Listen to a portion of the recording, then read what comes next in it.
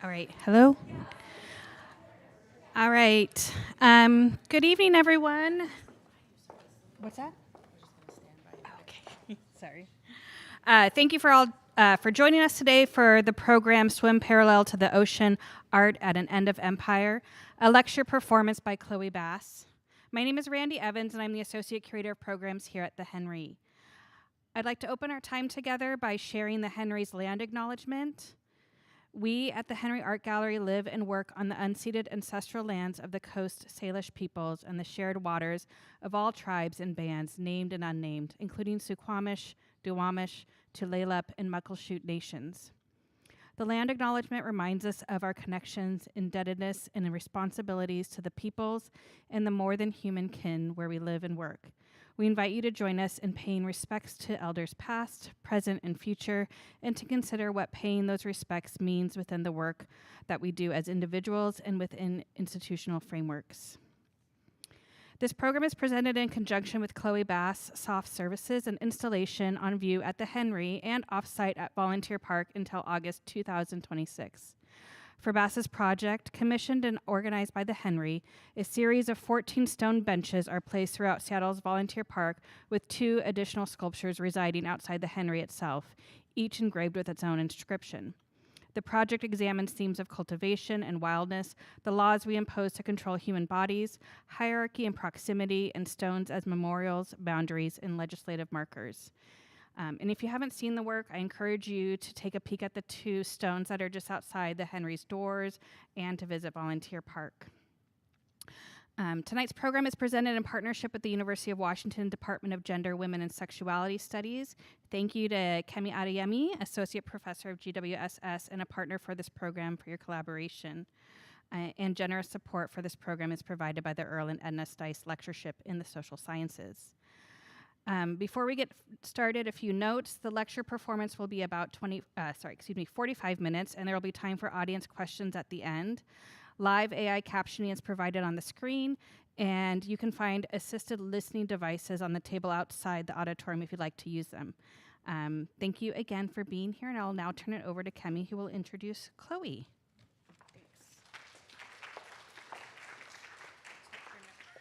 I'm going to keep it really brief so we can get to the good stuff. Just to sort of reiterate that this collaboration between the Gender, Women, Sexuality Studies Department and the Henry is funded and sponsored by the it's supported by a bequest to the University of Washington from Glenn Stice in honor of his parents, Earl and Edna, and allows us to bring the most prominent thinkers in the field of sort of social sciences, broadly construed, to campus. And we're so excited to be able to bring Chloë under that, with that support and in the framework of what, the expansive ways that GWSS can be thinking and working on and off campus. And thank you to the Henry so much for all of this collaboration. Beyond this talk, there's been a lot of student-focused collaboration on campus in terms of workshops, field trips, developing companion audio pieces with in surrounding Chloë's work, and so it's been really exciting to work with this institution.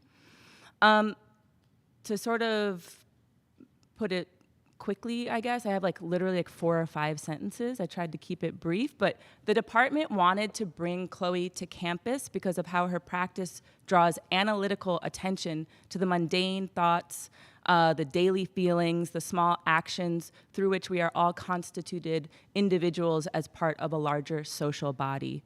At one level, we could interpret her work as poetic prompts for self-reflection in the service of social transformation, which is incredibly needed in an era of unending crisis.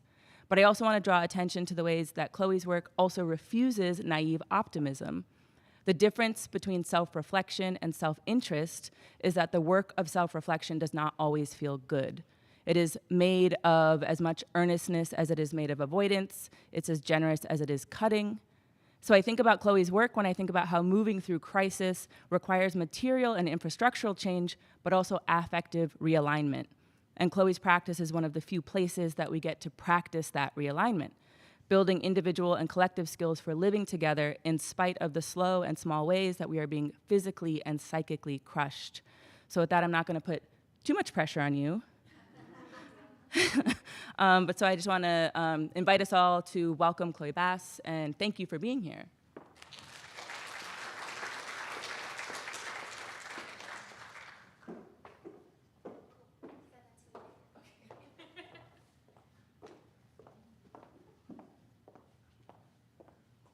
Hi. Okay, I'm gonna do two things. I'm gonna open this bottle of water because I badly need it.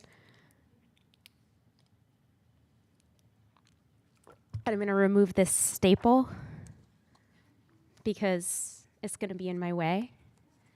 And then we're gonna start the real thing. I saw this staple earlier and I thought, this is not gonna work for me. Okay. Great. And can everybody hear me okay?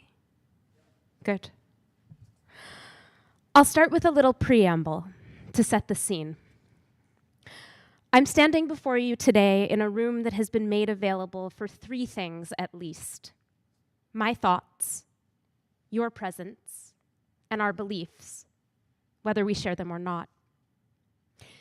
It doesn't feel like an extravagance of haunting to express that this moment of existence, I mean this era broadly, but also our presence here together today, is both joyful and tenuous. A time that I view from two angles simultaneously: the nervous pleasure that we made it, like literally we are here, and the future I that says, remember this, in case it doesn't come again. Knowing the final occurrence when anything happens can be a marker of tragedy, like a last breath, but more often it's impossible to track, like a last kiss. Things fade. They slip away. They're sent to the background, sometimes loudly, moved to the back of the line, but more often not. It is not too dramatic to state that institutions we believed were entrenched or simply inevitable are disappearing. Public broadcasting, public culture, public space, to name a few. The role of art must be more than simply committing these things to memory. To put it more simply, let's just say I wonder this: for how long will places where we can truly express our opinions be made available? Okay. Now here's the text. Recently, the best metaphor I've been able to conjure for the current state of the American empire is rip current. We're pulling out to sea at a wild rate and are determined to take everyone else with us from below. I'm an ocean person. I learned to swim in the mid-Atlantic. At the beach, what they teach you to do if you're caught in a rip current is not to try to fight it, but rather to swim parallel to the shore until you break the current's grip. This is a diagram. The theory is that fighting the current is exhausting. You want to get back to the land where you belong, but the best way out is indirect. Go deeper. Sandwich yourself between the horizon and the shore. Eventually, a more benevolent wave will carry you back. Scratch the benevolence. The wave doesn't care about you. It just happens to be heading the way that you want to go, and you swim with it until you come to gasping relief against the comfort of the sand. The current that carried you out didn't care about you either. It's not malicious, or not individually, even when it directly attacks aspects of identity, modes of gathering, and beliefs. It's just going a particular way that bodes badly for your survival and nothing to do with you specifically. It's not inclined to stop. The insertion and removal of emotion here is key. For a long time, we've been swindled into the belief that when a person or a system causes harm, someone who cares is going to save us. That rescue comes from a kind boat that arrives and pulls us out. We believe that we, in turn, save others through our care. I'm all for care and the importance of caregiving. I spend a lot of time with a 9-year-old, for example. I learn a great deal about myself, about my child, and about the world through daily care. But I'm not sure that care is actually the solution or that what I learn is scalable. Actually, I'm pretty sure that what I learn isn't scalable. The care that I provide to one child is different than what I could provide to multiple children, or multiple people across age groups, or multiple people of any kind. It's different when it's uninterrupted or without assistance than it is, for example, when we have school. I've considered a similar conundrum with respect to teaching. I find myself teaching differently when I appear on someone else's campus for a few days as a visiting artist than I do over the course of 15 weeks, 30 weeks, or 2 academic years as I did previously with my own students. It's not just that a longer time together enables me to teach more things. It is also that I show up differently. An intensity of spirit that is sustainable for tonight is simply not possible consistently over 15 weeks. In this case, I'm considering the impact of different timescales on intimacy. What do we expect from a brief encounter? What from a more prolonged experience? And what when we believe that we will be together indefinitely? What does each timescale allow? What might it prevent? Within long commitment, whether in our personal lives, our professional lives, or our political lives, we often ask our partners or colleagues or collaborators or fellow citizens or really anyone impacted by our system and its decisions to live through unbearable months with the hopes of more tolerable years in the future. But what are we supposed to do with austerity that is not grounded in the optimism of a better tomorrow, but instead in the belief that we will always do more with less? And when less becomes even less than that, we will do still yet more again. This brings us to expectations. Which are the other things to keep in mind besides time? It's not appropriate to ask for care from a system designed for empire. It's not even inappropriate in an interesting way. It's actually just impossible. Systems are not designed to love us. The wave doesn't care about you. And when we save each other or are saved, perhaps the basis of that improvement isn't purely motivated by positive emotions like care, love, or empathy. From my perspective, that is actually the good news. It's hard to love people. Or put another way, I think it's harder to love people than it is to do the right thing. And also, that we don't do the right thing just because we love someone. In 2016, from an apartment on Cherokee Street in St. Louis during what felt like the hottest summer of my lifetime, spoiler alert, I was wrong, I completed a piece of writing that, although I didn't know it at the time, would become the cornerstone for a series of raveled thinking that I am even now unknitting. Published on Hyperallergic under their assigned title, Can Abstraction Help Us Understand the Value of Black Lives? At the core of the piece, I made the following assertion, which is here, but I'll read it also. This is the quote. In considering what it takes to make someone else value a life, I have been thinking about personal pleas. It seems to me that there's value in extending the bounds of the personal. George Yancey eloquently describes this as placing no limits on who we call our neighbors. But this kind of thought extension requires some delicate critical thinking, not just empathy, but a form of engaged abstraction that allows for concrete response. More and more, empathy seems to test the shaky limits of liberal exhaustion while not constituting any actual work. End quote. My argument against empathy stems from a pretty simple baseline belief. It's really hard to understand how other people are feeling when so often it seems that people already don't understand how they themselves are feeling. In 2016, I labeled this state of feeling mismatched understanding. Here's another quote. The things that we believe when we're feeling into another's emotions are, at best, a selfish guess based on our own personal biases. An assumption of shared affect seems both shaky and exclusionary, end quote. I think the mismatch is also a mismatched power dynamic. We are asked to empathize with people who are in a lower power position than we are in order to what? Understand that they are also human and act, or move politicians to act accordingly. Almost 10 years later, my thinking has developed on some of this. That we have reached and surpassed a saturation point with personal pleas is more than abundantly clear. And in response to the onslaught of pleas we receive, it's hard not to feel that things have overall gotten worse. In the era of Doge, which is maybe ongoing, maybe over, very hard to say, especially with the government closed, it's a little scary to see empathy cited as a superpower that bosses can use to increase workplace efficiency, while conservative thinkers also somehow view it as a weakness.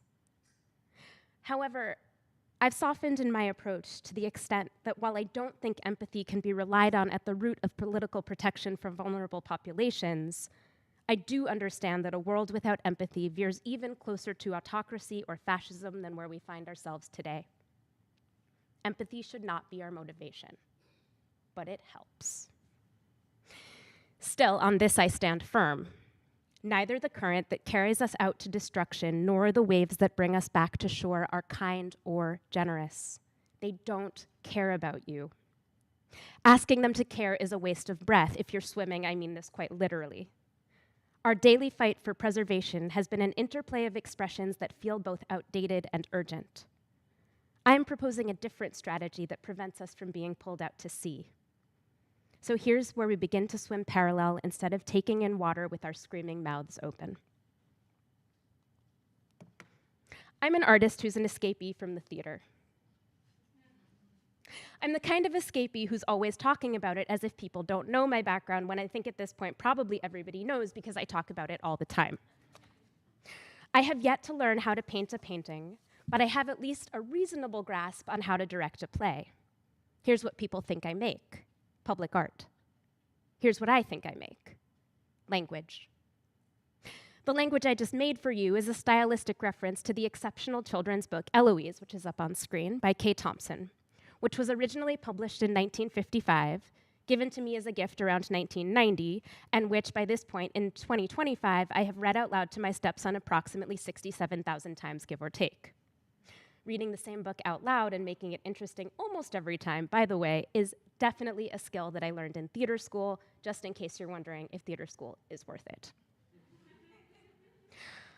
Over time, the desire to make language has transformed itself from wanting to make a play to wanting to make things like sculptures and other art objects, a film, and most recently, a sound piece. I want to talk to you about 3 of these projects today, using their examples to unpack something that maybe isn't about art at all. My friend David Levine, when he, in his own words, quote, left theater and took the actors with me, illuminated a set of possibilities, limitations, and questions linking art, life, and politics that he sent to me more than 10 years ago, which I forgot, and then recently refound while looking for something entirely else. Here's a quote from what he wrote, which I think I have a slide for. No, I don't. Okay, so just listen really good. One person's action is another person's act. One person's performance is another person's job. One person's intervention is another's act of sabotage.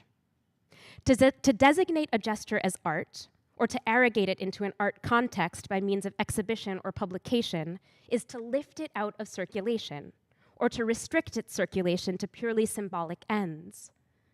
So how urgent are we feeling? Can we apply an artistic or curatorial or editorial consciousness to our activities while abjuring the sense of event?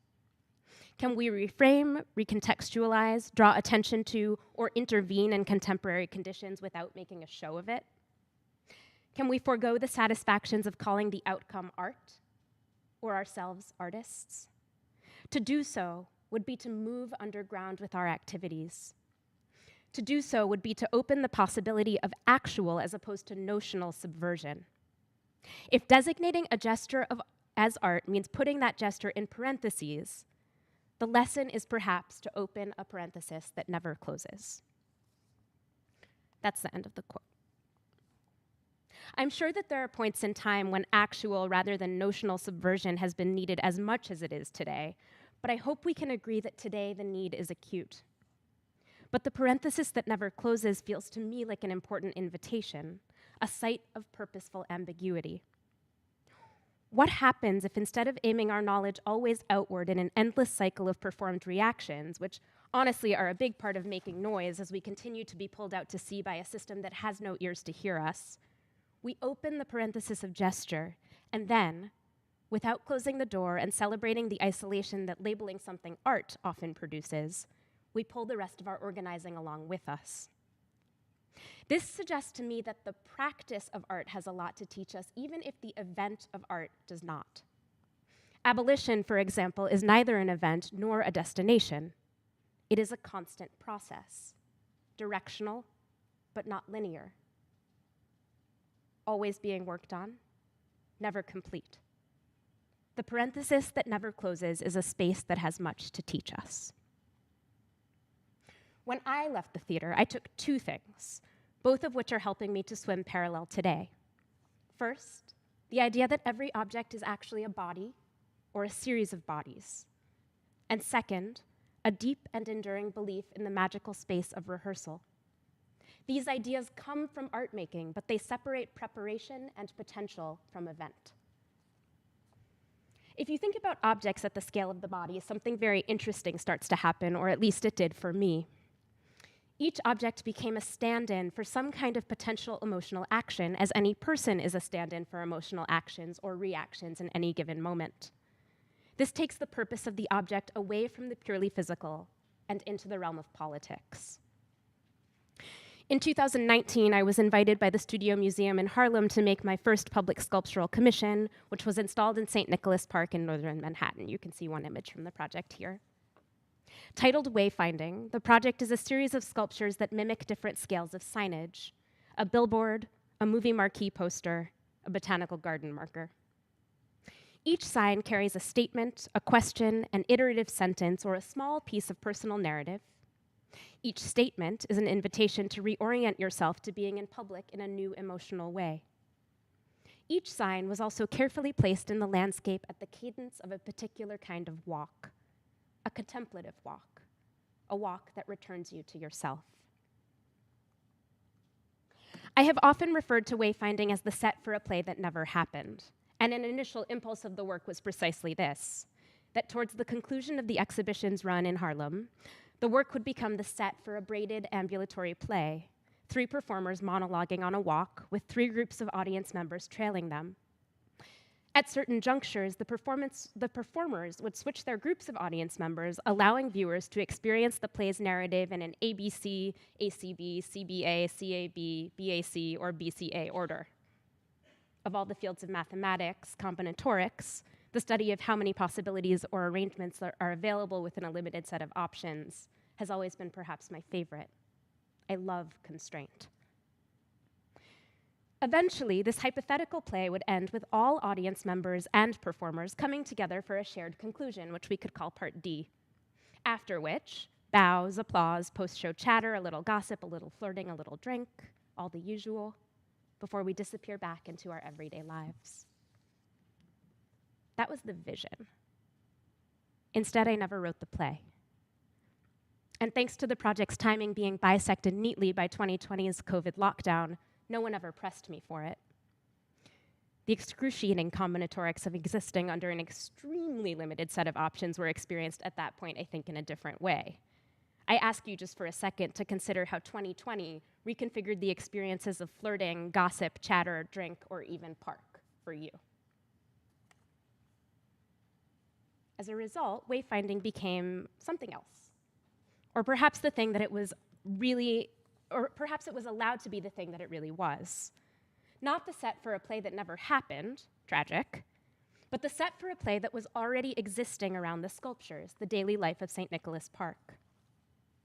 This play took on many narratives, moods, and patterns over the course of a year.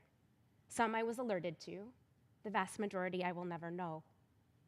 These experiences, which we could call subplays or acts, were simultaneous and unaware of each other. Does it feel off base to you that I call this a play, reducing the world to a form of art that limits its actual rather than symbolic meaning? I believe it was a play because I made a set, which offered the possibility for the park to perform itself not so differently than the way it usually does, but to coalesce around a set of conditions that call people's attention to public space in a slightly new way. If objects are bodies, and the world is a set for a play, a set of rehearsals, practicing for action or outcome, is implied. And this brings me to my other central theft from theater, the role or importance of rehearsal not just as a form of preparation for the real thing, but in and of itself. Rehearsal is a framework, and it is also a shared experience. During a theatrical, dance, music, or other performance rehearsal, we expect a certain set of things. A beginning, likely with a warm-up, a discussion of what it is we're doing and why, a critique in order to do it better, and usually, for the bulk of time, a lot of repetition. Sometimes a rehearsal presumes that we have a script or score to follow, other times it's devised. Either way, a rehearsal collects a bunch of people with different roles to play and forms of expertise to play out, and asks them to commit to working towards the same vision. In other words, a rehearsal is a form of world building. In rehearsal, we learn not just to present our emotions on stage in the service of some future performance that is the real thing, but also to hone our instincts with each other. These co-honed instincts allow a group of individual people to create something that appears shared to an outside audience. When we rehearse, it's not just that we're perfecting the repetition of an action or a set of words. It's also that we're working together to perfect achieving a state of emotion that can be replicated genuinely, yet consistently. In the way that I talked about wayfinding as the set for a play that was eventually to happen or later never to occur, we talk about a lot of things as rehearsal, a preparation for something else that is yet to come. But now I want to suggest something different, that the framework of rehearsal as it happens in the room and for the sake of itself shows us what we need to know. Rehearsal allows us space to mimic, not just our own words and actions as we practice them over and over again, but also each other. How many warm-ups involve mirroring? Rehearsal keeps us on our toes. To learn and build together is not a dullness of repetition, but a quickness of response. Rehearsal means that everyone in the room is there to do a specific job, and if everyone is doing their job, the world within the room is coherent. Rehearsal means that there are secrets that only the people in the room will know. Inside jokes, certain habits, things that might inform what happens publicly but aren't actually the thing that happens publicly. This feels related to me what David Levine called going underground with our activities, although it neither precisely invites nor requires a rejection of our work as art or ourselves as artists. Once we hit the space of presenting our work to an audience, perhaps the act is an action, the job is a performance, the whole thing is purely symbolic, standing in for or representing. But what has happened in the rehearsal room, never to be repeated or even witnessed for those who weren't in it, holds a deep and powerful politics. We come together in the service of creation, not simply in the service of production. The title of my current overarching series of works is Since Feeling is First. This project examines intimacy at the scale of the courtroom and the law, exploring the ways in which personal emotion and individual experience comes to inform the legal and political structures that shape our society. At its heart, the project is an investigation of how feelings drive even the things that we consider to be rational rather than emotive. The project is named after an E.E. Cummings poem with the same title, which you can see here on the screen. The poem's last two lines are, "For life's not a paragraph, and death, I think, is no parenthesis." Talk about an aversion to linear narrative and a parenthesis that never closes. Anyway, contained within this series of work is my most recent project, If You Hear Something, Free Something, which until very recently was playing approximately every 15 minutes on the New York City's Metropolitan Transit Authority's public address system.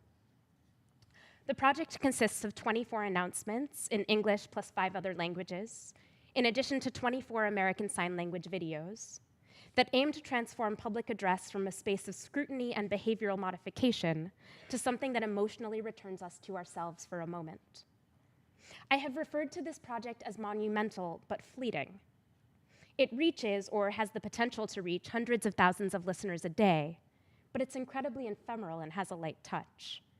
No single announcement is longer than 50 seconds. There is no bright, jarring tone preceding each announcement, telling us what's about to happen.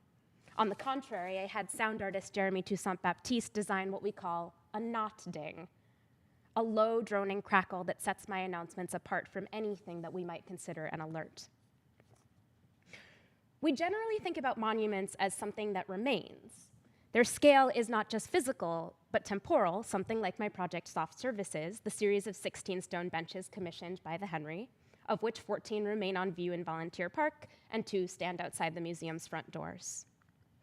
The material of Soft Services is both durable and familiar, stone. The work invites physical engagement, sitting, standing, lying down, or for one man, not the man in this photo, asked me during install what would happen if his dog peed on it, to which I replied, it would be wet, which was apparently not the answer he was looking for. Even the font on this project has a touch of the familiar. It's Optima, the same font that Tan Lin used for her famous Vietnam Veterans Memorial over in that other Washington, D.C. What's crucial to me is that the presence of a monument delineates both a time-based and an aesthetically inspired moment that facilitates memory. Soft Services asks us to remember and to consider what the healthcare system chooses to provide in this country. For those who don't know, a soft service is a supportive need that goes beyond direct medical care. For example, a massage, someone to drop off a meal, or someone to walk your dog while you're laid up, all of which the city of Seattle briefly provided using healthcare funding during the AIDS crisis in the 1990s. Soft Services also commemorates ecological time. The silhouettes of plants engraved into the work depict the land's past. So there are 3 plants that are engraved into the sculptures: the alder, which is native to the landscape even before Volunteer Park was a park; the present, the black locust was introduced to Volunteer Park as part of Olmsted's landscape design and continues to flourish; and the potential future. The western juniper is likely to become an invasive species in this general area as a result of climate change. We remember beautiful objects, poetic statements, striking sounds, and so on, and we link these memories to other forms of action and engagement that can have real-world consequences. Accepting this, art is not the restriction of circulation, but the trigger for tying together another set of impulses in a way that we don't forget as often as we forget what we learn through everyday life. Memory and the shared culture that comes through group remembrance is a major touchstone of historic narrative and legal codification, which in turn have a daily impact on the ways that we treat others, as well as who is allowed to live or die and under what conditions. Thus, it seems pretty important to consider what encourages or enables us not to forget, and also the ways that it engages us to do so. Of course, most recently, the conversation around monuments has involved their removal, so we know they don't all remain. But even in their absence, perhaps the plinth stands now empty. A monumental yet fleeting act is a contradiction of the monument as we have known it. It asks us to accept a complex idea, that something that reaches us briefly, perhaps even tangentially, and then disappears, is still of large-scale significance. It takes the monument away from physical permanence and reinstalls it as something with flexible potential. Interestingly, the idea of a fleeting monument comes up most with respect to land art. While physical, next slide, no. While physical, it is also understood, now more than ever, as we say, that land, landscape, and ecology are always changing. I Googled monumental yet fleeting. This is the people also search for result from that. Thus, any form of monument using land as a material or context is likewise subject to change. The change is part of the work. In fact, there was a live performance of If You Hear Something, Free Something, which took place on September 3rd in the Fulton Transit Center in Manhattan. It was a proper performance, for which I rehearsed, although minimally. The MTA put a lot of restrictions on when we could be in the space, which is to say, only the morning of, and the show was at noon. With 10 performers, an ASL interpreter, 2 sound guys, and an actual stage manager. There are images of this event, which I'm not going to show, not because I'm not proud of the performance, but because the performance wasn't the point. It galvanized people, a few hundred were in attendance, and they seemed to enjoy it. These are the images that the press has circulated, because they coalesce the project into a miraculous event. But the project isn't the event. It's the ongoing, subtle, disaggregated sound that played throughout the day on what can only be described as a deeply inconsistent sound system, leaving us with a souvenir of how we might feel differently either in the moment of hearing it or more abstractly later. This returns me to the space of ambiguity. In my essay from 2016, I asked who gets the privilege of abstraction, asking, is metaphor a privilege that we get only when we have certain knowledge of being heard in the first place? I was arguing parallel to abstraction at that time. I believed then that a clarity of message was the only way to survive, that no one had time for the abstract or the unknown. Now my beliefs have changed. Direct messages are so easily co-opted by people whose work runs counter to our interests and, in fact, to our very lives. Black Lives Matter became All Lives Matter and Blue Lives Matter in a second. On the college disorientation episode of This American Life that played a few weeks ago, this is from the transcript, a student addressed the linguistic challenges of running a Black student union that needs to be for everyone in order not to lose its funding under the challenges of the current administration. Instead of saying Black love or Black joy, an administrator at her school suggests, say, radical love or radical joy, so as not to be flagged by the university. On the pure basis of this example, I can see both contradiction and danger. We'll start with the contradiction. That which is radical is inherently not for everyone, so it doesn't really solve the problem of inclusivity. The danger, of course, is that correlating or papering over Blackness with radicality is just another invitation for surveillance and punishment.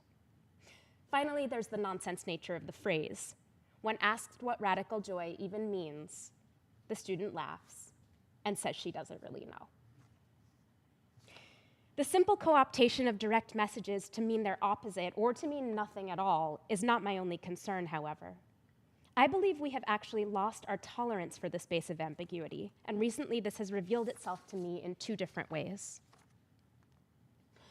Returning to my project Wayfinding, which again puts open-ended questions and statements into a public landscape through the form of sculptures that mimic signage, after a successful run in Harlem, the work traveled to St. Louis, then to Los Angeles, and finally to Buffalo, New York.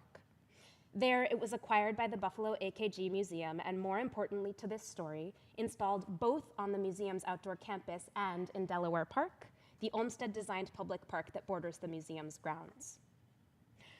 First, let me say that in none of the previous install locations, which were a public park in New York City, a museum's grounds that mimic a public park in St. Louis, and the private grounds of a museum in Los Angeles, did Wayfinding experience any significant human-induced harm.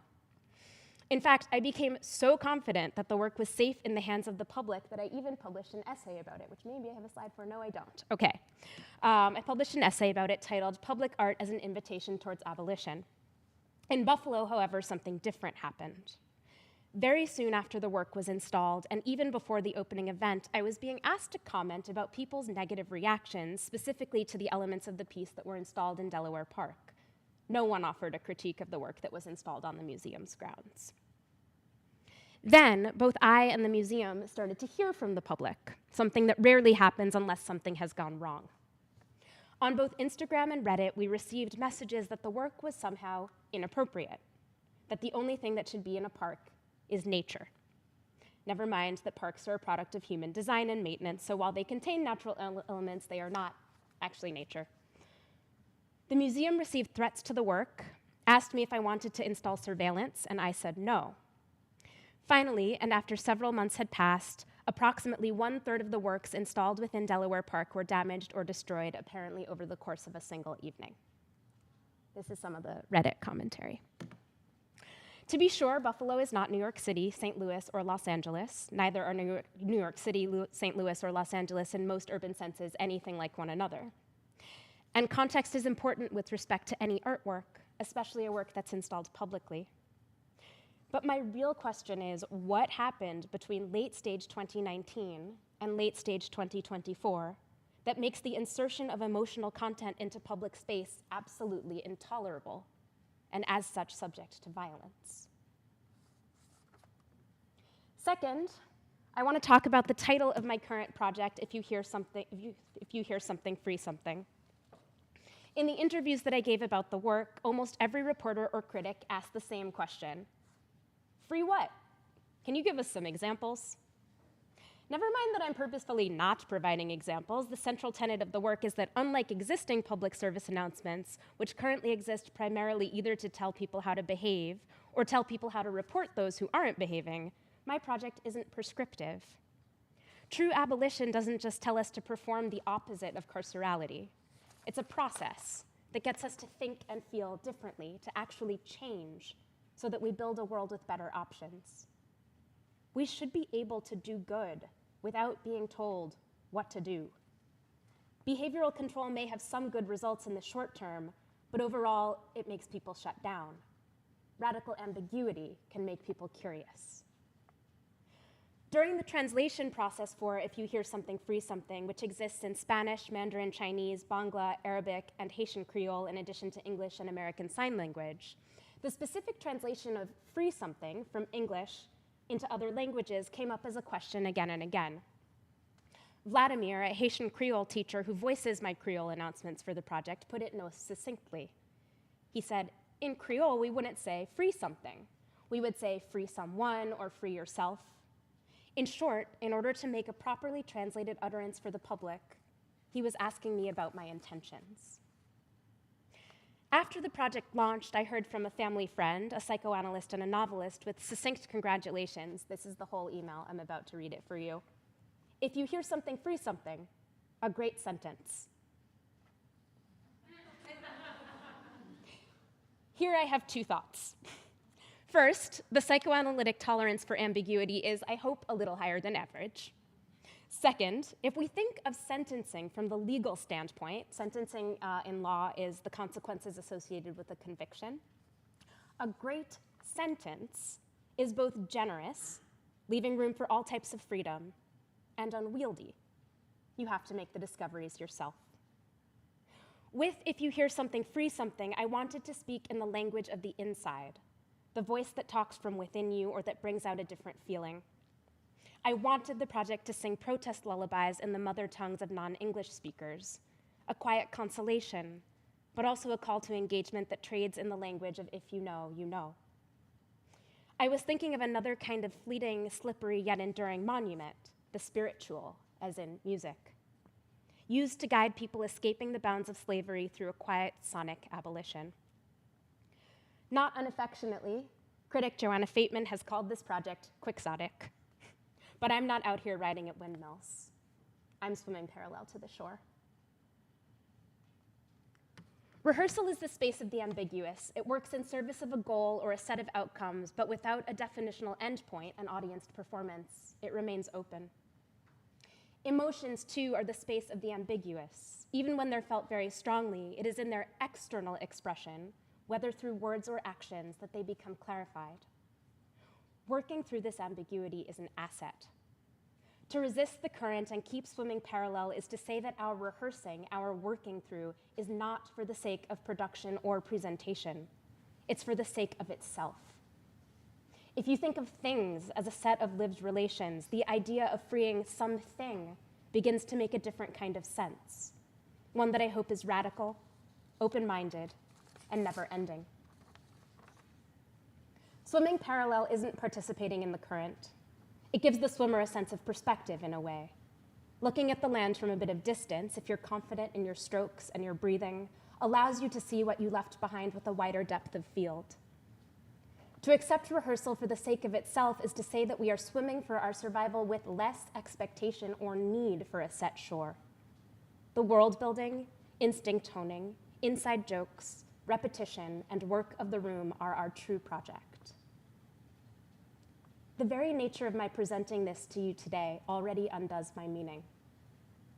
To get to what I truly mean, we would need to practice these acts together and to keep practicing them forever. I hope we can. Thank you.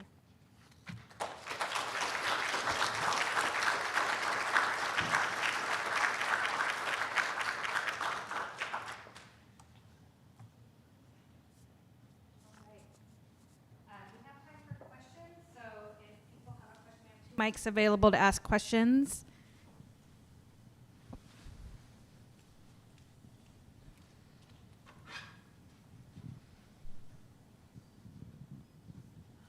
Good evening. Hi. Okay, hi. I just wanted to make sure you could hear me. My name is Nagara. Thank you so much for your lecture. I really appreciate it. You said something, I came in a little late, but you said something shortly after I arrived that really resonated with me throughout the rest of your talk, which is that empathy should not be the motivation. And so I'm curious if empathy should not be the motivation, and I'm not pointing this out because I necessarily disagree, but I'm curious if empathy should not be the motivation, what in your opinion should be? Yeah, I mean, when I say empathy should not be the motive, Yes, the question is if empathy should not be the motivation implied politically, which is what I was talking about, what should be the motivation for us to act? When I say that empathy should not be the motivation, right, I don't think that we need to be able to feel what someone else is feeling in order to do the right thing for them or by them. And so I think that there is like a basic underlying easier thing to do, which is understanding just the act of goodness, even towards people that we don't agree with, that increases the impact of potential solidarity across a variety of sectors. And so it's actually easier than empathy. The motivation is like, we know how to be good to one another, and if we could do that without an underlying basis of emotional or even necessarily personal agreement, we would be getting pretty far pretty fast. Does that answer your question? Yeah, thanks.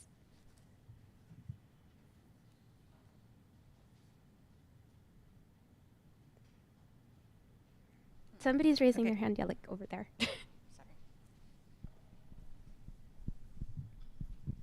Hi, thanks. My name's Gabriel. I found this inspiring, so thank you. And I've been thinking a lot about swimming parallel to the shore lately, especially with regard to like the AI thing. And so this was another way of thinking about it that for me was really helpful, so I appreciate it. And I'm an improvising musician, and when you talk about rehearsal, I also found that really moving. And so I'm curious about just if you have thoughts about like how to translate the rehearsal notion to folks who haven't been in rehearsal before, right? Who didn't do the school play or weren't in band or whatever thing. Because for me, it's such a generative idea. Thank you. Yeah, I mean, definitely not everybody was in band, me included, but I was in like every school play for so long. And I think we know. It's another one of those ones that I think we know, but it is important to figure out how to translate things for people who feel like they don't know or feel disincluded by that statement of rehearsal, right? So it's like asking the question of anybody, what do we gain through practice? What happens when you just try something over and over again? And people do that in different ways in their daily lives all the time. They date somebody and it doesn't work out and then they date someone else again, right? Is every relationship a rehearsal for the next relationship? Not necessarily, but there's like aspects of the things that you learn to do relationally that are. Or you decide that you want to become really good at baking. I myself am not very good at baking. And so you're making cinnamon buns and you want to make the best ones ever. And so you make the first batch and they're like pretty exciting, but like not incredible. You make the second batch and you like shift a little something, right? You're rehearsing towards an end, in this case, like eating baked goods. But also what you're doing is getting the steps of something into your body and into your lived knowledge in such a way that it becomes automatic. I think the rehearsal idea extends that metaphor to say that that exists between people in multiple ways, right? And that existence of those spaces between people where everybody is doing their job, et cetera, it's not just about the work of doing their job, but like the very specific thing that happens when we have functioned towards achieving a single vision. So some of political organizing, I think, is rehearsal, actually. It's a kind of, Jeanne van Heswick, who's an amazing Dutch artist, calls this the training for the not yet, right? And we're not necessarily engaging in the same forms of repetition or physical practice or going over the same phrase of music again and again until it's polished, but we're mimicking the actions of something that we want to believe is real. And where I like this idea and how it applies outwards in the world is that it says, like, number one, it's not just for an outside audience, it's actually really and most deeply for us, the people in the room, but also I think that it saves us from this trap of constantly having to invent the new in order to solve things. Like, I really do think there's a lot of stuff that people already know, and kind of all of my work is pointing towards this, and we are constantly being trained away from the things that we actually know by a system that says it knows better and is destructive to human life. So if we can get back to what it is that we know, there is some possibility or optimism that we could make something better happen. Yeah. Hi. Hello. When I saw the announcement about your presentation, I thought I read something about feelings being knowledge. Yep. And I wonder if you could address that, please. Absolutely. I had to submit that announcement in like late August, and now it's November, so I've changed. How about you? The poet Tan Lin, who's a real genius, talks about the idea of general feelings. And when Tan Lin talks about general feelings, he means feelings that are sort of publicly held or shared. So they become part of like a collective emotional experience. And while I did not wind up addressing that in this speech at all, I do think that that currency of feelings as a form of knowledge, but also as a form of underpinning of systems that, again, we call not emotional at all. We call them rational, but actually they're like hugely motivated by human feelings and what those feelings produce. Is a bigger part of public culture than we could possibly understand. And so like very important for me to use my work to point out and work through, not because I think it needs to be cured or go away, but actually because I think it needs to be acknowledged. Because I think that we will deal with things a bit differently when we understand that they are based on emotion. Does that answer the question? Deal with things differently when they're based on emotion. Can you explain that? Yeah, for sure. So when we assume that systems are rational, whether they're a system of design or a system of law, we come towards them not understanding that they were created by individual human beings and those people's feelings in response to different situations.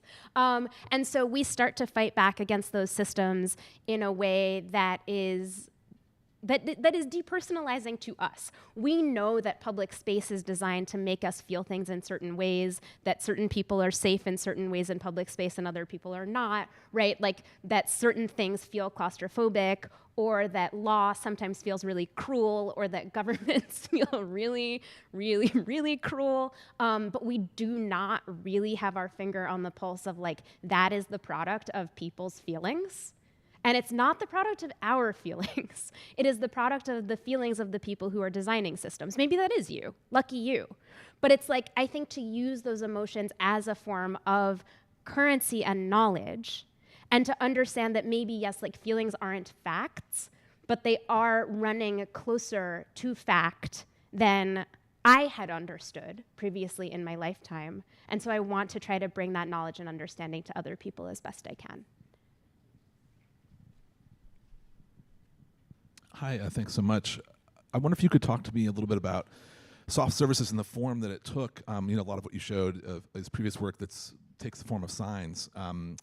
What were you interested in exploring in terms of relationship with the body when you moved to stones inset in the ground, benches as you called them that are inscribed, and that sort of shift between verticality and horizontality in the volunteer park site? There's a great sort of, I think, relationship between that Seward sculpture and some of your pieces nearby that are not monumental. And so, can you talk a little bit about what you found out about doing that, your work taking that kind of form? Soft services is for sitting on. Like it's that simple. Soft services is for sitting on, and things that we sit on are generally horizontal and not monumental because we have size. We are people of sizes, and the sizes of sitting things are pretty firmly established from a design perspective. I didn't necessarily work within design parameters, but we know how big things are supposed to be when we sit on them. We just feel it. And it's stone, which is very durable, but also what was important to me is those are stones from Washington State. These are stones that are still at home, right? They have been moved from where they were quarried, but not so far from where they were born. They are still in their home, and they're still with their people, the other stones. And they're still in a landscape that will age them in particular ways over time, and really has aged them quite a lot since the work was installed. I have not been here since 2022, and so I went to see the work 2 days ago for the first time in person since 2022, and I always knew that they were designed to weather and change, but I can't totally predict how that happens, so it's been really interesting for me to see also how that is happening, and how it's happening super differently right in front of the museum than it is actually in the park, which is much wetter, I think is the main change. Probably others too. But wayfinding is also taking a line from the anti-monumental monument tack. So I'll just bring, this is one sign from wayfinding, but actually I want to bring back one of the billboards. So, right, like this billboard, How Much of Love is Attention, which was installed in St. Nicholas Park and subsequently across the country and lives in Buffalo now, that monumental scale is resisting two things. Number one, it's not actually representing anyone.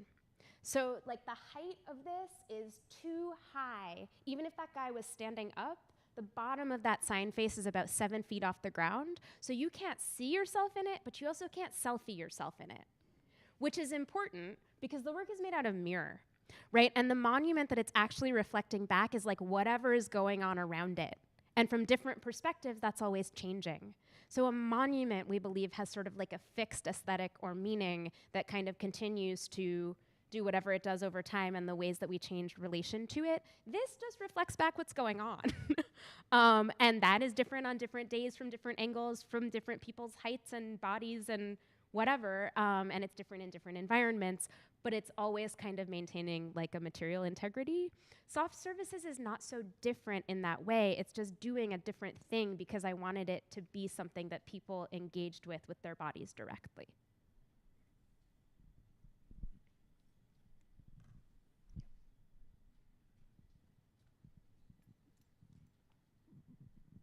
Hi, can you hear me? Yeah. Okay. Throughout your work that you talked about in this talk, it seems like, oh, is this working? It seems like your art is very introspective and you want people to reflect on themselves, but then you also touched on making external changes kind of politically, like briefly. So could you kind of clarify the connection between how you expect external change to come from the introspection that you present in your artwork? Yeah, I don't, so the question was, or the comment question was that my work is introspective, but also that I'm talking about higher levels of political change, which are external. True and true. But actually, I don't know that it's introspective. I think it's observational. Because I'm not actually bringing people into my emotional landscapes. These works are works of fiction. I'm like basically a very brief fiction writer with like a problem with public space and playwriting and galleries because I love them, and I never wrote a novel.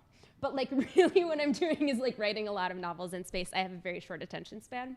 And so it's like the difference between introspective and observational for me is key because it's saying like you don't need to come inside here, but you need to understand that the ways that we feel are already out there. And the ways that we feel that are already out there are producing politics already, whether we acknowledge that or not, know it or not, like it or not, gave consent for it or not, it is happening. And so it's like drawing the lines between how these acts of feeling can result in very specific actions that, as I said in this speech, like really can control who lives or dies and under what circumstances, but also more simple things like what voices do we hear in public address and what are they allowed to say? Why is that, right? Who is moving through what kind of space, in what way, what is prevented in terms of movement, what is allowed, and why is that? And all of those things have actually implications on the ways that we gather and understand each other. And the ways that we gather and understand each other is a huge part of democracy. It's not just casting your vote, right? It's like free speech, free assembly, free right of movement, among other things, that are allowing us to be together and not so both individualistic but also fractured. I think that we remember this, yet we are acting in service of a world that does individualize and fracture us more and more and more and more, even when we're incredibly compassionate, progressive people, right? And so I'm trying to kind of break people outside of that individual state of self by understanding that through observational gesture and the impact of emotion on the systems that we call society, we're actually making a world already, whether we know it or not, so maybe we could choose to make it differently. Did that answer the question? Yeah. Thank you. I found your talk hugely inspiring as well, like many other people here. I'm wondering if you could talk a little bit about non-scalability. Mm-hmm. You mentioned the term right at the beginning of your talk about care not being scalable. And I found that a really powerful theme running across your talk, a kind of non-scalability, a pedagogy of non-scalability, even moving away from empathy, sounded to me like a kind of moving away from a universalism, yet coming back to a politics that can be practiced. And scale has been so central to art practice and the history of art.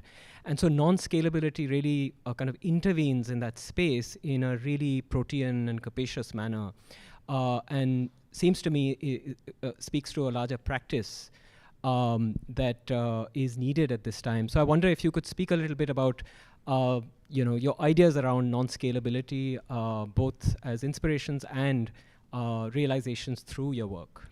Sure.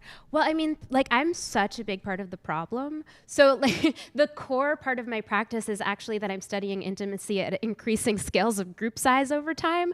But it's like, after now I'm like at my 4th size of group, which is people and the law. So you see group is really getting super vague, and that's on purpose. I'm hitting all these snags. And I wanted to make this study, which somebody called a sociological study, which is cool, right? I'm here giving a social sciences lecture. I'm obviously not a social scientist, but I may be thinking in a socially scientific way. I actually had an advisor in grad school who they call art that encroaches on the sciences in this way scientorific. So I'm doing social scientorific work. And so, right, like, my central belief, which was not from being an artist, but was from being a person in the world, is that there are moments of intimacy that we engage in one-on-one with our partners that actually are replicated at the scale of larger society, and we don't think about those things as being the same. And that, like, maybe if I could make this study of different scales of group sizes, I could see where those patterns hold and where they break at different scales of group. Then, on the other hand, as a person, not as an artist, I see a lot of calls for political action that I find really difficult to make me want to do anything. And one of those is, like, love everyone the way you love your children. Well, okay, not everyone is a parent, totally fine, but also it's, like, complicated loving your children and, like, very specific, and also involves a lot of other things that are love but are not love and are just lots and lots of repetitive actions over time. And that's not bad, right? But, like, the call to do the right thing because you love people the way you love your children, that's too big for most people. Most people are not ready to scale that love to, like, the 9 billion children of this earth, and I don't even mean literal children, I mean people who need assistance. So I started thinking about non-scalability when I was like, I am pretty aware, as I said in the speech, I couldn't do for this one kid what, like, for 2 kids. I couldn't do this for 2 kids and an elderly person. I'm, like, thinking about this as my parents age, right? It's gonna be different. You are learning about yourself and stretching yourself and kind of, like, making different things out of yourself through these acts of care, but they're hard. And so if that is the thing that we need to do in order to, like, successfully solve global crisis, it's too hard. But if we understand that those things are not scalable and can be applied in, like, way different, smaller ways that are not based on, like, this deep and complex love, I think we have some optimism. Maybe one more question. Hello, thank you. Thank you so much for your presentation. It was beautiful. And that last comment you spoke about non-scalability just struck me. I think you're right on. There's a beautiful book that talks about this by Mary Pat Brady, which is talking about really how unscalability or non-scalability is where the power is, right? Power for connection, power to just more than resist, but to transform. So just really love that idea. And also, if we think about AI, and much of it besides predictability, right? Besides creating data to predict and govern us through our behaviors, it's about this idea of scalability, right? And so I love the notion of, let's focus on the things, or if we're gonna, let's not think about scale, but let's talk about this intimate, as you said, the example of your parents, or, right? There's a shift that can be made at that level that's going to have a larger impact. And also thank you for talking about these ideas of convivencia, or the co-creation of gathering, the rehearsals of being together just in this world. As you mentioned about that, we've got to just to practice those ways of not being isolated, right? So to convivir, to be together, and then to split apart, right? Momentarily, temporarily. But so thank you. It was very beautiful, and can't wait to go visit Volunteer Park now. Again, see your work. Thank you. Thanks. All right. Well, thank you so much, Chloe, and thank you again to the Gender, Women, and Sexuality and Studies Department. And please join us in 2 weeks. We have another program with another artist, Abigail DeVille, and we hope to see you all back again soon.